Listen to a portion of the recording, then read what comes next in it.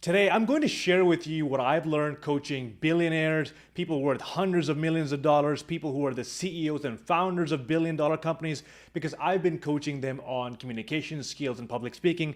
And there are patterns of behavior that have emerged that become very common. And there's a lot you can learn about it, not just from a communication perspective, but also to how to carry yourself as someone who's successful and carry yourself as someone who demands a lot of respect in the industry. So let's get right into it. I'm going to talk about everything from speaking to conversations to sales to texting, and you can get an idea of just these patterns and how you can implement them in your life. Now, they're in no particular order of importance. I'm just going to go over them in the order that I wrote them. The first thing I realized is many of these people, they prefer texting over phone calls. So instead of getting on a phone with you and talking about things in great detail, usually they will prefer you send it to them in a document or you send it to them via text. They will read it and they will reply quickly. I've had thousands of $25,000 plus contracts being sent my way just through a text conversation. And oftentimes they have an assistant that goes around and they'll have a conversation with me. But rarely will I have someone get on a call with me time and time again just to get intricate details. They just want to know, boil down what it is you offer, what do you do. Unless they have specific private concerns, they prefer to talk to you over text or whatever is the shortest medium of communication. Now, number two on that is because they prefer text, they also prefer shorter durations and shorter bursts of communication. So if they do call you, the calls are very short. They're 5 minutes while they're in the car or at the airport or waiting somewhere. And they also tend to be very impulsive, where, hey, I had 5 minutes, I'll give you a call, or I've got time at this specific interval, give me a call then. And you have to almost catch them in that moment. And if you don't, the next time you catch them might be 2 weeks later or a month later. So they prefer short, direct styles of communication, and that's why text works really well. Even with email, I've noticed, you won't see, hello, Yasser, thank you so much for sending me this. Really glad that we spoke yesterday. The replies are usually one single sentence or a few sentences with minimal concern for grammar. So maybe this first sentence isn't even capital. It's almost like you pulled out the phone, you typed something and you sent it. No full stop, no comma. Sometimes I'll have 5 sentences back to back with no comma, no full stop. And it just shows me that the goal is to send the message as soon as possible, as fast as possible. While you have time to look at the email, you just look at it, you type it out, and you send it with very little concern over grammar and specific vocabulary. And the vocabulary is always very, very simple. So it's interesting how the more successful the people that I work with, the more I realize the more direct they are, the less self-conscious they are about vocabulary, and they just boil everything down to how can we keep this simple and how can we make this direct. So that was number 3. That was number 2. Number 3 is I found them to be very quick decision makers. When they know what they want, they don't waste time. They just go right ahead with it. So for example, when I get on a call with them or when I'm texting them and I'm talking about their issues, if they know in the first 5 to 10 minutes that I understand their problem and I can help them, they'll just say, yeah, I just sent the invoice to my marketing manager, just send it to my executive assistant, let me know I'm free on this day, or send my assistant your calendar, we'll book the first session in. And it's just, okay, I've seen enough, I know I want it, I'll buy it. Whereas I've noticed people who, when I was working with VPs, for example, I was working with mid-level managers, they have to check the budget, they have to do some research, they have to look at 50 different alternatives, see that you're the best one, and then what's the risk of them invest? Of course, because financially they're not quite there, and also there's a lot more risk. Perhaps they haven't invested in coaching before. So when I'm coaching billionaires and people worth a lot of money, they have met many people like myself in the past. They've met coaches before. They've done business transactions before. They know what good character looks like, and when they see it, they don't waste time. They make decisions right away. And in fact, I've seen the opposite problem where I have taken too long to make a decision, whether I can help them or not, and they've moved on. They said, hey, listen, you took too long. I want to know someone who can help me and get started right away. And when I was early in my career, I was really anxious. I wanted to make sure I could really help them. I didn't want to say something when I couldn't deliver it, and I've lost some deals because of that, just because I did not understand that specific client's avatar and their persona of how they communicate. So they're very direct, they make fast decisions, and because of this, they're also quite impulsive. So when they see something they want, they'll just buy it. Or when they want to move ahead with something, they will do it right away. And from a sales perspective, when they give you that green light, that's the time to close the deal then and there. Don't delay it. Don't come back next week. Don't send them an email and a proposal. Just do it then and there, close the deal, and then move on. So talked about how they prefer text, brief texts and short calls. They're impulsive and quick decision makers. And by the way, quick caveat, no two people are the same.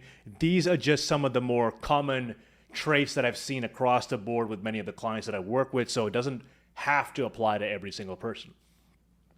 Number 4, I've realized high net worth individuals have 3 main things they prioritize when they assess your character and assess you as a business vendor. 1 is trust. Can they trust you? Do you have credibility? Have you done this for other people before? This is huge because they have a big reputation. They don't want to work with someone who doesn't have a good reputation, who's a beginner, who doesn't have any proof that they can deliver the results that they're talking about. Number 2, with trust comes certainty. Okay, how certain am I that if I pay this person money, they will give me the result that I want? Actually, it's not even about money. How certain is it that if I spend my time thinking about this person, working with them, they will get me to the result that I want? Because for them, time is more important. I want to make the right decision the first time. So trust, certainty, and number 3 is speed. How quickly can they get me the result? Do I have to do a whole lot of work myself? Is it inconvenient? Can they do it for me? So for example, with presentations, no CEO wants to sit down and make their own slides unless only they can talk about the material. They say, hey, here's everything I want to talk about. Can the slides get done? Can you just consult me on what to move around and I'll tell my assistant to do it? Can you tell me how to make this memorable? Just save me the time, make this as efficient as possible. The more you're willing to do for them, the easier it makes their life, the easier it is for them to work with you. And the more, Guy Kawasaki told me this, he said, the more irreplaceable and the more, what's the word I'm looking for here? I forget the word, but he said you can't be replaceable if they need you. And if you make their life significantly easier, then they'll have reason to continue working with you. So that's number 4, speed, trust, and certainty. Deliver on that wherever you can. If you make a promise, deliver on the promise. Don't make promises you can't keep. Don't overpromise. Just tell them how it is. Number 5, when it comes to sales tactics, many of the sales tactics that you might use to, if you have a business that is, or if you try to convince them or persuade them, they will see right through it. So if you say, I only have 2 slots left and you better buy now, pull out your credit card, that's not going to work on these ultra high net worth individuals. They know they have options. They know they can look elsewhere. They know all the sales tricks in the book, so they don't really fall for them as much. And in fact, if you've done a good job of earning their trust so far, and then you pull out some of these sales tactics, instantly you disintegrate all of the trust you've built, and they'll say, nope, that I've literally had this where I was trying some sales tactics with them, and they said, Yasser, you're trying too hard. I'm sorry, it's not going to work.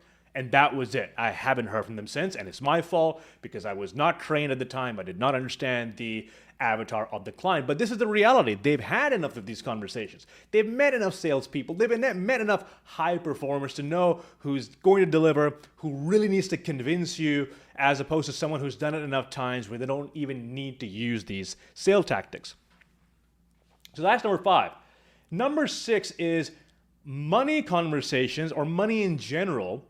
Again, this is in the context of a business conversation, is less important than your ability to articulate how likely you are to deliver results. So they won't ask you questions about, hey, why do you charge $25,000? Can we do $20,000? Can we do $22,000? They won't ask you that as much as they will ask you, hey, I want to make sure my time is well spent. I'm okay spending the 25, 50 grand. That's all right. But if you and I work together, Yasser, I want to make sure I get these results. I want to make sure you'll be on time. I want to make sure you'll be watching my videos, giving me feedback. I want to make sure before I go on this interview that you have given me all the tools, you have helped me rehearse. Can we be sure of that? So when I'm coaching clients and I'm getting on a call with a prospective clients, If there's any mention of discount, can you lower the rates, anything like that, usually it tells me they're not an ideal fit for me, because my ideal client, when I tell them, hey, it's 25,000, 30,000, 45,000, they don't even bat an eye. Like, okay, great, that's fine, whatever, send it to my assistant, but really let's get back to what I need. They're willing to pay for certainty. And when your prices are higher, by the way, they're a lot more likely to believe that you can deliver it. So I'll give you a great example. One of my clients that I am allowed to talk about, I can't say her exact net worth because I don't know, but it's probably in 9 figures. But Shannon Klingman, the founder of Lumi Deodorant, one of the best clients I've ever had the pleasure of working with. I remember when I was working with her, I was completely full on clients and I did not want to take her on just because I was full. I didn't have any capacity. And when I was on the phone with her, my assistant coach talked to her first and said, hey, Yasser, you talk to her. She's amazing. You have to talk to her. I got on a call with her and I just wanted her to not work with me. So I said, hey, just so you know, I charge $5,000 a month, like just so you know. And I was hoping she would say, oh, that's a little too expensive. I don't care. And the thing she said after that still sits rent-free in my brain. And you know what she said? She said, that's it? 2 words. That's it? She was shocked at my rates. And then she said, do you do this full time? Is this your side thing? And I'm just, what's going on here? $5,000 is a lot of money for every single client I work with. But the thing is, for these people, that's not a lot of money. They're looking for world class and they expect world class prices too.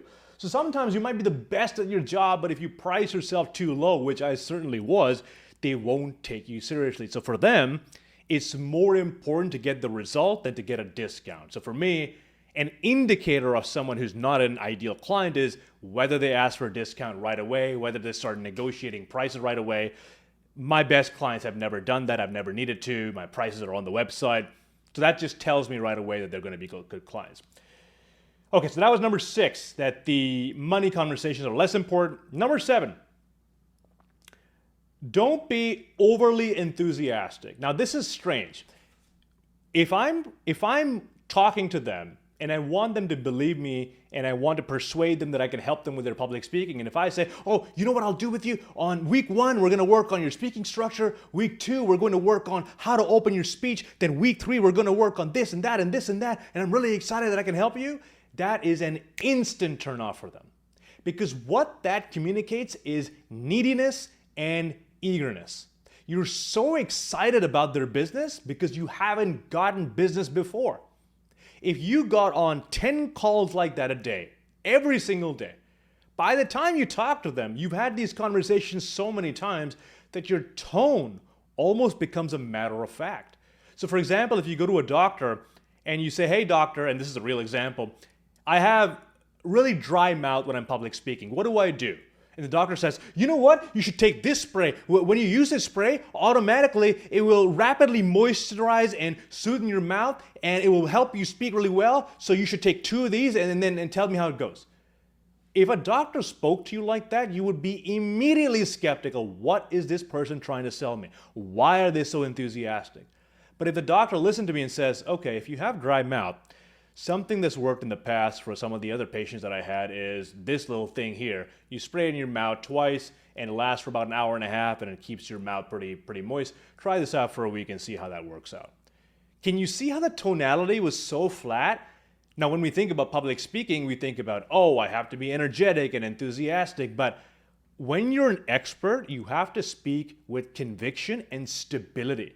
You have to talk almost in a flat way where, yeah, I've had this conversation so many times that this is just how it is.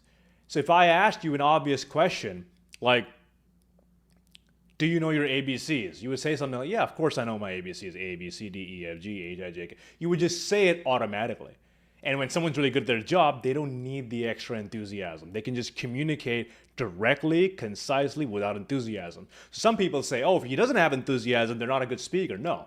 They don't have enthusiasm. Maybe they're just really good at what they do and they've had that conversation a million times. So that was an interesting and surprising observation for me. Number 8, act like them and challenge them.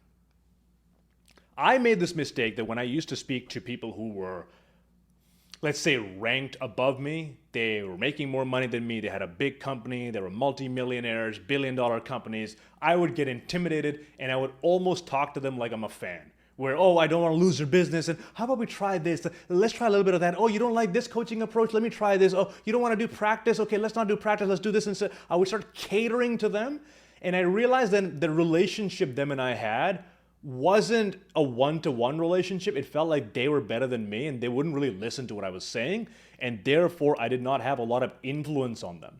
So what I had to do is I had to act like them. When I came onto the calls, I had to act like I had 10 other people just like them or more successful than them that I'm coaching, and they're just another one of those people. That I'm completely used to that. Now initially this was very hard to do because I just did not have that kind of clientele. I was working with students first, then I was working with entry-level professionals and managers and VPs and founders, now ultra high net worth individuals, but now I've worked with enough of them that I know how to speak to them. I know I'm not intimidated. I know at the end of the day they have insecurities. I know they're thinking about whether their team respects them, when they're on stage, will they appear correct. I know all of their insecurities because I've coached enough of them. So when I get on the call with them, I don't have imposter syndrome anymore. I don't feel like I have to qualify myself. Instead, I talk to them as if they're at the same frequency as I am, and I will challenge them. So if some founder comes in, and if I had this happen where I had a founder who said, hey, I just want to practice twice a month. And I want to get world-class at public speaking. And I said, listen, if you want to practice for half an hour twice a month and you want to get to a world-class level, I'm probably not the best coach for you. In fact, I'm not even sure who to recommend to you, because if you want to get world-class results, you need to put in world-class effort. And I don't think half an hour or an hour a month is going to do that. Am I wrong? And just by verbalizing that, just by calling them on their limitations, you would earn their trust. And they say, oh, okay, I'm glad you didn't just roll over. And here's the other thing. Many people in their team don't tell them how it is because they're afraid to lose their job. Like, oh, if I tell them they're not speaking correctly or they're really boring, they're really monotone, I will look bad, they won't like me, I might lose my job. But when someone like me comes in and I just tell it to them as it is, so for example, I was talking to this one tech founder, humongous company, just gigantic. And he said, I'm a really, really good public speaker. I just need help with getting my introductions and my conclusions down. If I can do that, I'm good. I said, great. And as he's speaking to me, and then I asked him, do you think there's anything in your delivery that needs work? He said, no, I'm not really concerned about delivery. I've been told I'm a great public speaker. It's just the opening and the ending. And then I showed him our conversation, the recording of it, and I replayed it. And I just said, watch this and tell me what your initial impressions are about you speaking. And then he said, I didn't notice I said that many times. And I said, yeah, that's what I noticed too. Do you think there might be other blind spots like that you also are not noticing? So notice how I'm challenging their beliefs. And when you do that, you unlock a belief in their mind and then they start to trust you. So don't be intimidated. Don't treat them like they're above you. Act like them. And also, don't do the opposite. Don't pretend like you're better than them. You also don't want to do that. Hey, I can train you. I've trained all these other people. This will be a piece of cake. Don't do that. Be realistic. Earn their trust.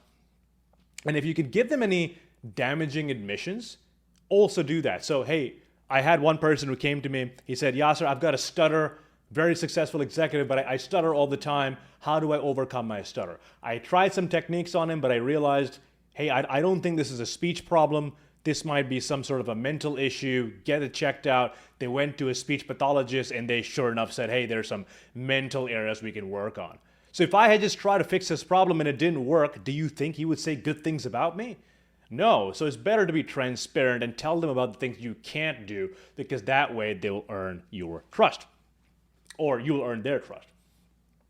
Number 9, everything is about efficiency. How can we make it as efficient as possible? How can we take less time to do the thing? How can we take less time to communicate? How can we have less meetings? How can we text less? Everything is less. And also efficiency in terms of how they communicate. So many of the founders that I have, they will communicate via voice message just because it's faster to press a button, say their thoughts out loud, and they will receive responses via text because it's easier to read the text. But if I send them a 5-minute long voice recording, they're not just going to sit there and listen to all 5 minutes. It takes too long. So they prefer reading it and they prefer saying the voice messages. Other people I've seen, they prefer short texts. They just text the thing and I text it back. Very, very short messages, but very, very frequently. That tends to work much better for them. So how can we be as efficient with our communication as possible? Number 10, there's a high degree of implementation when you work with people at that level. By implementation, I mean, when I'm coaching them, they do not take time to assess the feedback I've given to see if it's right or wrong. They just do it and find out. So for example, I had a client of mine who he wanted to start his presentation the way most people do. Hey, my name is this. This is our agenda. We're going to talk about point 1, point 2, point 3. And I told him, listen, this is very boring. Everyone else on your team is going to do the exact same thing. It's not going to stand out. You're going to be forgettable. So instead, what I want you to do is start with a hook and go into a story and then introduce the agenda. And he said, well, in our company, we don't really do this, blah, blah, blah, blah. I said, that's completely fine. Run it by 5 people on your team and see what they say. He said, sure. Next day, he put his team in a room and said, hey, here's what I'm thinking. What do you think of the speech opening? All 5 of them said that was infinitely better than the agenda. Do that instead. So what he did was he took my feedback. He still asked people he trusted because they had more context of his job, implemented it right away, found out right away, trusted me more, and then every time I gave him recommendations after that, he trusted them that much faster. So they're not on the fence for very long. If I give them feedback, they just take it face value. They don't try to argue with it. Oh, actually, I should do this. I should do this. Let me challenge you on that. If they have general concerns over it, they will voice it, obviously, but they come from a place of, I'm open. Just tell me what you think. I respect your perspective. Even if I don't take on the perspective, just tell me what you think. They value that directness. And if you're someone who works for one of these CEOs, maybe they're not your clients, but you're an employee, I guarantee you, if you're just direct and you tell them what you truly think, they will respect you more than anybody else. I had the only job that I've ever worked in. I had a CEO who had a executive assistant who was half his height, and she would boss him around. Like, hey, where are you going? Why are you going for lunch now? You have a meeting in 45 minutes. You're not going to be back on time. Read this document that I'm going to send you. Get up to date on what they need, and then go into the meeting. She would boss him around, and he trusted her because she knew his schedule better than he did. She knew how he should conduct himself better than he did. So you need to be that kind of person for these people. You need to be someone who opens their mouth, shares their opinion, and you are valuable and visible. You don't want to be that person who's completely invisible. If you're completely invisible and they find out that one day you've been let go or that you don't even exist and you got fired, they'll think, well, I don't even know who that person was. It doesn't really matter if they got fired because you were never visible. So your job is to be as visible as much as you can. And that's going to give you a place at the table. Number 11. Now, this is coming back to public speaking coaching and public speaking tips. Many of these people, they do not have a fear of public speaking. Now, if you look at a lot of the public speaking coaches out there, their tagline is, I'll train you how to overcome the fear of public speaking, conquer the stage and overcome public speaking, how not to be. These people are not afraid of public speaking. They have been on stage time and time again. They have an entire company they speak in front of several times a week. They go to investors. They've done this before, but they do have a fear of not appearing credible.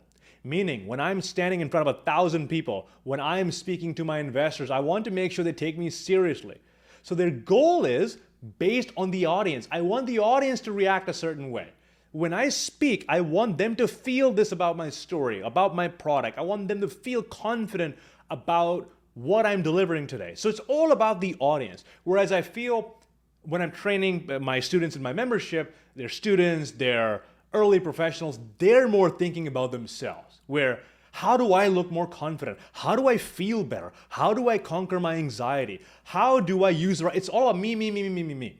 It's not about the audience. So the more you grow up the ladder, the more successful you get, the more it becomes important about how are other people responding to my message. If I have filler words, that's okay. If I don't have the best story, that's okay. Did my message get across? Did I serve the people today? Did they feel confidence in my product and solution? Did my team feel motivated? They're always focused on the audience. And that's a very mature thing. Not a lot of people have that. So at that level, public speaking anxiety is not their main concern. It's more so making the audience feel and think about what they're intending them to feel or think about.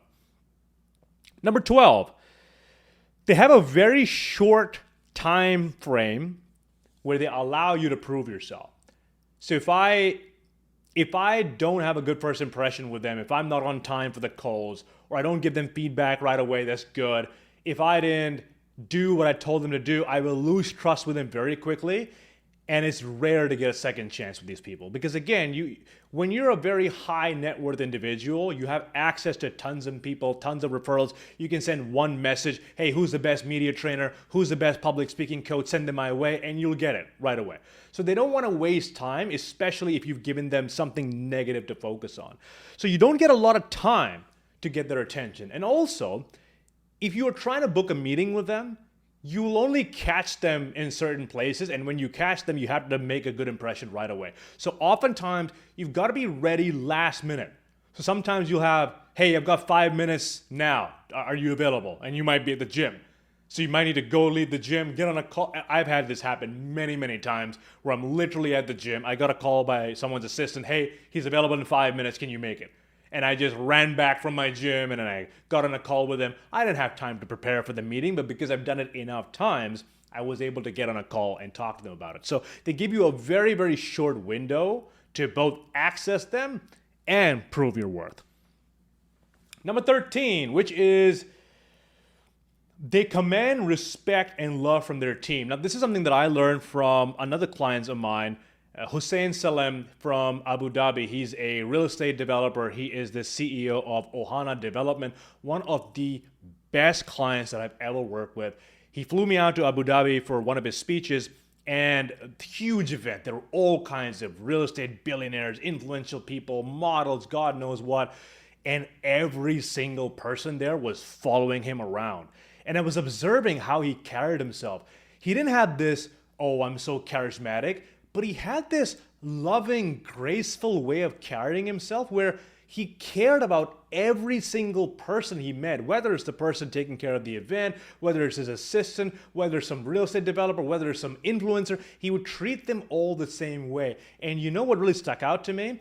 When his speech ended, you had all these world-renowned celebrities on stage with him, taking pictures, and the event was wrapping up, it was slowing down. He brought me on stage, and in front of everyone around him, he said, Yasser, I appreciate you flying down here, helping me last minute with this speech. I really appreciate you. He shook my hand, we took a photo, and you can still find the photo on my Instagram or my LinkedIn, and I got emotional.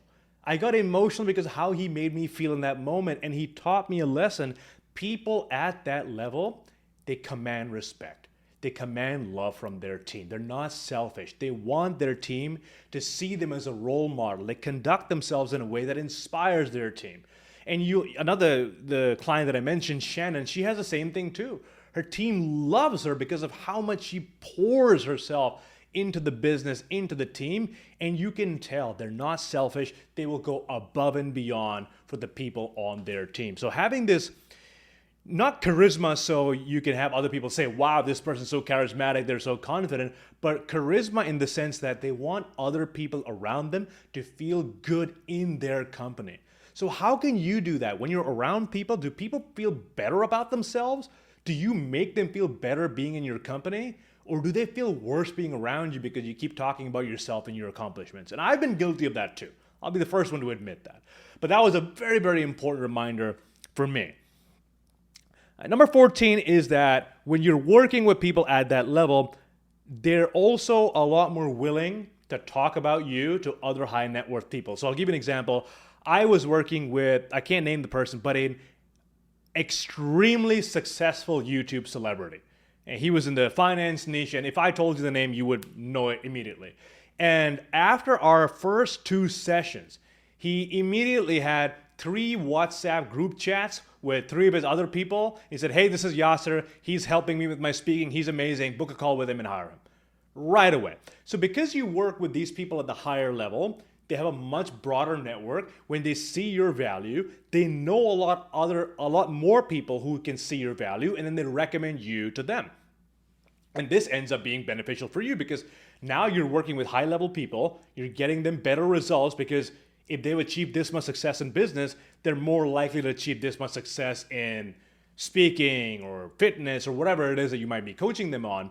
And at the same time, they also have a network of other successful people that they will then recommend you to. So it's a triple, quadruple whammy here where better results, more pay, more referrals, and it just grows your business much faster. And I realized this when I was working with VPs, many of them, sure, they had some referral power, but because they were still employees, many times they didn't have a whole lot of referral power. But when someone's a business owner, they can just say, hey, this is my business. He helped my business.